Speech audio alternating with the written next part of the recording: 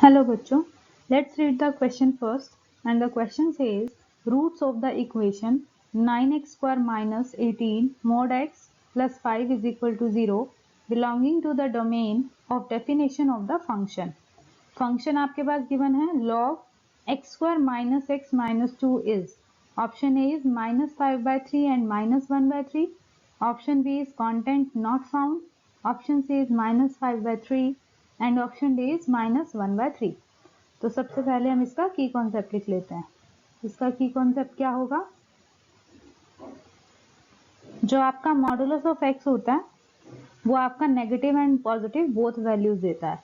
सो आपका modulus of x negative कब होता है, for x is less than 0 के लिए, एंड पॉजिटिव कब होता है, for x is greater than equal to 0 के लिए। तो इसका हम इसमें यूज करने वाले हैं, राइट। सो अब हम इसके सॉल्यूशन पे चलते हैं। इसका सॉल्यूशन क्या होगा, सबसे पहले आपको जो फंक्शन गिवन है हम वो लिखेंगे f x is equal to log x square minus x minus 2।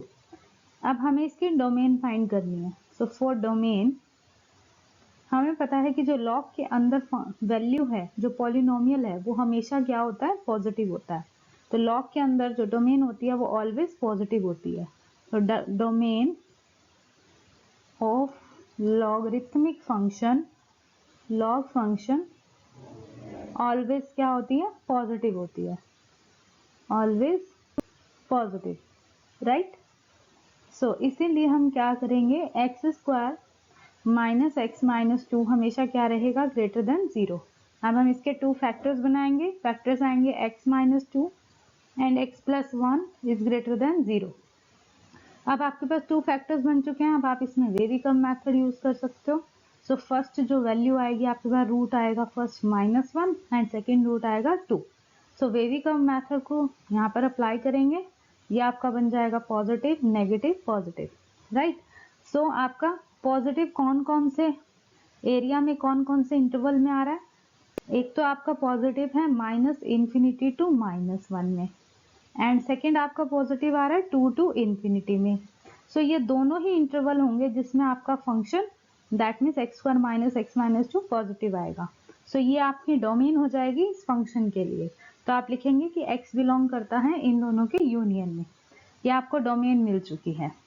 अब हम बात करते हैं अपने फंक्शन की, अपने जो इक्वेशन गिवन है उसकी बात करते हैं। सो इक्वेशन हमारे पास क्या है, 9x square plus 18 mod x plus 5 is equal to 0। तो इसमें टू केसेस अराइज होंगे। फर्स्ट केस हमारे पास क्या होगा, for x is greater than 0। x greater than 0 के लिए जो आपका मॉडुलस ऑफ x है वो पॉजिटिव रहता है। सो आपके पास क्या बनेगा, 9x square plus 18x plus 5 is equal to 0। अब हम इसे सॉल्व करते हैं, आपके पास क्या बनेगा, तो इसके हम फैक्टराइज करेंगे 9x square plus 15x plus 3x plus 5 is equal to 0। अब आप फर्स्ट टू टर्म्स में से 3x कॉमन ले सकते हो, सो x प्लस 5 हो जाएगा, एंड नेक्स्ट टू टर्म में से 1 कॉमन ले सकते हैं, 3x प्लस 5। सो आपके पास टू फैक्टर्स क्या क्या आ गए, एक तो आया 3x प्लस 1 एंड सेकेंड आया आपके पास 3x प्लस 5। तो आपके पास x की टू वैल्यूज आएंगी, एक आएगी -1/3 एंड नेक्स्ट आएगी -5/3। अब आपके पास जो भी डोमेन आई थी, डोमेन में क्या था, आपका जो x है वो कौन सी डोमेन में होना चाहिए, x बिलोंग करना चाहिए -∞ टू -1 एंड 2 टू इन्फिनिटी। इस डोमेन में आपका x बिलोंग करना चाहिए। सो आपके पास यहाँ से जो ये वैल्यू आई है ये -0.33 आई है, एंड जो ये वैल्यू होगी ये आपके पास होगी -1.6 समथिंग। सो इसका मतलब जो आपकी ये वैल्यू है -0.33, ये आपकी नॉट एप्लीकेबल होगी, ये आपकी एप्लीकेबल नहीं होगी क्योंकि आपकी ये वैल्यू इस डोमेन में एग्जिस्ट नहीं करती। So that's why this value not applicable, right.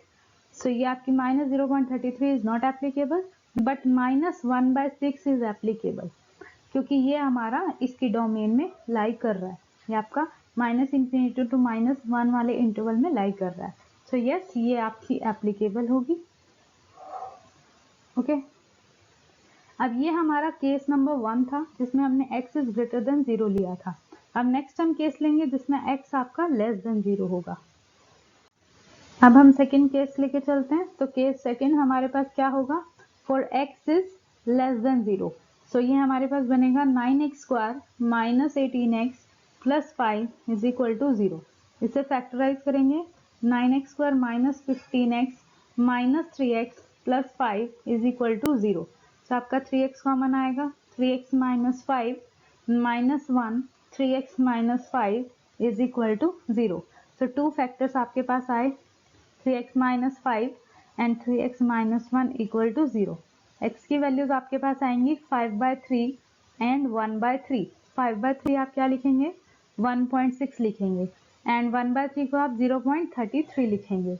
But हमारा जो x है वो किससे बिलोंग करता है, -∞ टू -1 यूनियन 2 टू इन्फिनिटी।